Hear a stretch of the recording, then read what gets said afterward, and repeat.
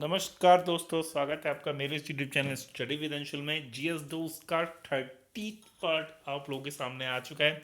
रात के 8 बज चुके हैं और आज फिर से हम मौर्य प्रशासन के बारे में पढ़ना शुरू करेंगे। कल हमने मौर्य प्रशासन के बारे में कुछ क्वेश्चंस डिस्कस किए थे। आज फिर से हम मौर्य प्रशासन के बारे में डिस्कस करेंगे। आज हम उसकी न्यायालय व्यवस्था के बारे में डिस्कस करेंगे, उसकी खेती, जमीन, अर्थव्यवस्था, इन सारे क्वेश्चंस के बारे में आपको बताएंगे। ठीक है, वीडियो को लास्ट तक देखिएगा। वीडियो के लास्ट में मैं आपसे 2 क्वेश्चन पूछूंगा पीछे के, जो हमने जीएस दोस्त में पीछे करा दिया है। उन क्वेश्चंस को मैं पूछूंगा, उन क्वेश्चंस के जवाब आपको देने हैं। तो वीडियो को लास्ट तक देखेंगे, कमेंट बॉक्स में अपना जवाब लिख देंगे। हमें पता चल जाएगा कि आपने अपना होमवर्क कंप्लीट कर लिया। ठीक है, तो शुरू करते हैं। हमारा पहला क्वेश्चन है, मौर्य काल में कितने प्रकार के न्यायालय होते थे। देखिए, न्यायालय से संबंधित ही क्वेश्चन आ गया पहला। मौर्य काल में कितने प्रकार के न्यायालय थे? 2 प्रकार के। ठीक है, 2 प्रकार के न्यायालय थे। एक था कंटक शोधन और एक था धर्मस्थीय। ठीक है, एक था कंटक शोधन और दूसरा क्या था? धर्मस्थीय। अब दोनों के मतलब जान लीजिए। कंटक शोधन न्यायालय क्या था? दूसरा क्वेश्चन है, कंटक शोधन न्यायालय क्या था? तो कंटक शोधन न्यायालय था फौजदारी न्यायालय। क्या था? फौजदारी न्यायालय। अब फौजदारी न्यायालय क्या होता है?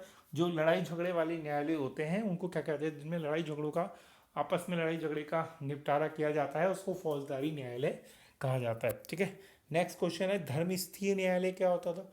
देखिए, मैंने आपको कल ही बताया था कि सारी चीज़ें वही हैं जो आज की डेट में है। बस क्या है कि हमारे पास हमारे नाम चेंज हो गए हैं। बस उस समय नाम अलग हुआ करते थे, संस्कृत भाषा का प्रभाव था, इसलिए नाम अलग हुआ करते थे। धर्म स्थीय न्यायालय का मतलब क्या है? दीवानी न्यायालय। ठीक है, और दीवानी न्यायालय होता क्या है? दीवानी न्यायालय होता है जहाँ पे जमीन जायदाद के मामले सुधारे जाते हैं। ठीक है, ध्यान रखिएगा, ये तो जनरल सी बात है, आपको पता ही होगी। नेक्स्ट क्वेश्चन है, नगर न्यायाधीश को क्या कहा जाता था? नगर न्यायाधीश को क्या कहा जाता था? नगर न्यायाधीश को कहा जाता था व्यवहारिक मात्र। ठीक है, नगर न्यायाधीश को क्या कहा जाता था? व्यवहारिक मात्र। देखिए, बहुत बड़े बड़े क्वेश्चन है। ये सारे क्वेश्चन डायरेक्ट बेस पे पूछे जाते हैं, इसमें कोई घुमाव फिराव नहीं है। नेक्स्ट क्वेश्चन है, जनपद न्यायाधीश को क्या कहते थे मौर्य काल में? जनपद न्यायाधीश, जनपद न्यायाधीश जो जिले का न्यायाधीश होता था उसको क्या कहते थे? राजुक। क्या कहते थे? राजुक। कल मैंने एक चीज़ बताई थी, जिले को मौर्य काल में क्या कहा जाता था? बताइए जरा, कमेंट बॉक्स में बताइएगा कि जिले को और मौर्य काल में क्या कहा जाता था और उसके अधीन, वो किसके अधीन होता था, ये भी बताइएगा। ठीक है, कमेंट बॉक्स में जरूर जवाब दीजिएगा। नेक्स्ट क्वेश्चन है, मौर्य काल में कितने प्रकार के गुप्तचर थे? मौर्य काल में कितने प्रकार के गुप्तचर थे? 2 प्रकार के। ठीक है, 2 प्रकार के गुप्तचर हुआ करते थे। एक था संस्था, एक था संचार। अब दोनों में अंतर क्या है संस्था और संचार में? संस्था जो होती थी वो एक ही जगह पे रह के काम करती थी। मतलब जैसे हम यहाँ हैं तो हम अपने घर में हैं तो अपने घर से ही चारों तरफ की दुनिया का पता लगाएंगे कि कौन हमारे चीज़ों को परेशान कर रहा है, कौन नहीं कर रहा है, कौन हमारी सीमा पे आक्रमण कर रहा है, कौन नहीं कर रहा है, कौन दुश्मन है हमारा। उसी राज्य में रह के वो सारे काम करते थे। और संचार जो था, घूम घूम के इधर उधर जा जाके भेज बदल के ये सारे काम संचार गुप्तचर करते थे। गुप्तचरों को एक नाम और दिया हुआ है, गूढ़ पुरुष। क्या कहा गया है? गूढ़ पुरुष।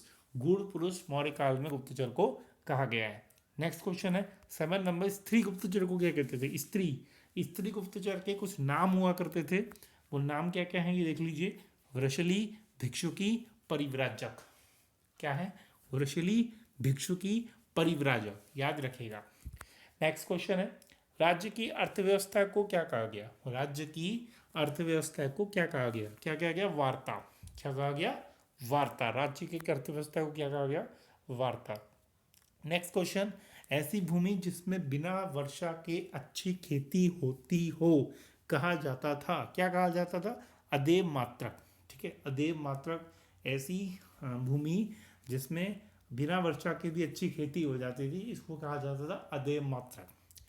मतलब देवों की मात्रा कहने का मतलब है देवों की तरफ से वरदान, एक तरह से ये हुआ। ठीक है, नेक्स्ट क्वेश्चन है, मौर्य काल में कैसी 8 मुद्राएं चलती थी? मौर्य काल में कैसी 8 मुद्राएं चलती थी? 8 मुद्राएं चांदी की चलती थी। ठीक है, और 8 मुद्राएं क्या होती हैं? पहले हमने जीएस डॉस में फर्स्ट सेकंड थर्ड जब हम शुरू कर रहे थे उस समय 8 मुद्राओं के बारे में बताया है, आप शुरुआत वाली जीएस दोस्त वीडियो जरूर देखिएगा। नेक्स्ट क्वेश्चन है, निजी खेती करने पर राजाओं की उपज का कितना भाग दिया जाता था? कितना भाग दिया जाता था? 1/6। कितना भाग दिया जाता था? 1/6।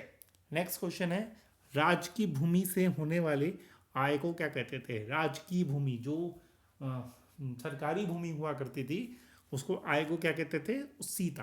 क्या कहते थे? सीता कहते थे उसकी आय को। नेक्स्ट क्वेश्चन है, मार्ग निर्माण के विशेष अधिकारी को कहा जाता था? आया हुआ क्वेश्चन है एग्जाम में, एक क्वेश्चन एग्जाम में जरूर आया हुआ है। मार्ग निर्माण के विशेष अधिकारी को क्या कहा जाता था? एग्रोनोमी। क्या कहा जाता था? एग्रोनोमी। नेक्स्ट क्वेश्चन है, ब्याज को क्या कहा जाता था? ब्याज को कहा जाता था रूपी का। क्या कहा जाता था? रूपी का। ठीक है, अब ये कुछ होमवर्क क्वेश्चंस आप लोगों के सामने हैं। आप ये क्वेश्चन आप अपनी कॉपी में नोट कर लीजिएगा। ठीक है, बिल्कुल ऑब्जेक्टिव टाइप में दिया है मैंने आप लोगों को। देखते हैं आंसर आपको कमेंट बॉक्स में करना है। पहला जो 15वां नंबर जो है हमारा होमवर्क क्वेश्चन है, चाणक्य का दूसरा नाम क्या था? चाणक्य का दूसरा नाम था सेनगुप्त, विष्णुगुप्त, हरिगुप्त, या इनमें से कोई नहीं। ठीक है, तो इन चारों ऑप्शन में से आपको कमेंट बॉक्स में ऑप्शन लिखना है। ठीक है, नेक्स्ट अगला क्वेश्चन है, अरबी सिंध विजय वृतांत चचनामा के लेखक कौन है? कौन है? बिलाल अहमद, अली अहमद, तारक नाथ, इनमें से कोई नहीं। ठीक है, अली अहमद, बिलाल अहमद, तारक नाथ, इनमें से कोई नहीं। तो ये दोनों क्वेश्चन आपको कमेंट बॉक्स में लिखने हैं। जब आप इस वीडियो को पूरा देख रहे होंगे तो कमेंट बॉक्स में ये क्वेश्चन आपको लिखने हैं। ठीक है, तो दोस्तों आज का ये पार्ट हमारा कंप्लीट हुआ। कल फिर मिलते हैं एक नए टॉपिक के साथ। आज हमारा मौर्य साम्राज्य पूरी तरह से कंप्लीट हो चुका है। ज़्यादा से ज़्यादा क्वेश्चन मैंने आप लोगों को करवा दिए। इतना ध्यान रखिएगा, जो चीज़ मैं आप लोगों को ये दे रहा हूँ इसमें 80% तो आपका फंसना ही है, भले वो इनडायरेक्ट वे में फंसे या डायरेक्ट वे में फंस जाए।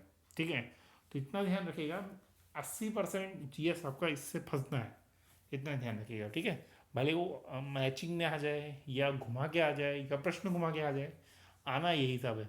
ठीक है, तो ठीक है, फिर कल मिलते हैं नए टॉपिक के साथ। अब शायद शुंग वंश, कर्ण वंश, ये सारी चीज़ें आने वाली हैं कुछ कल के टॉपिक में। देखते हैं कल क्या पढ़ाएंगे। तब तक के लिए goodbye, have a nice day. कल मिलते हैं GS.31 के साथ रात 8 बजे।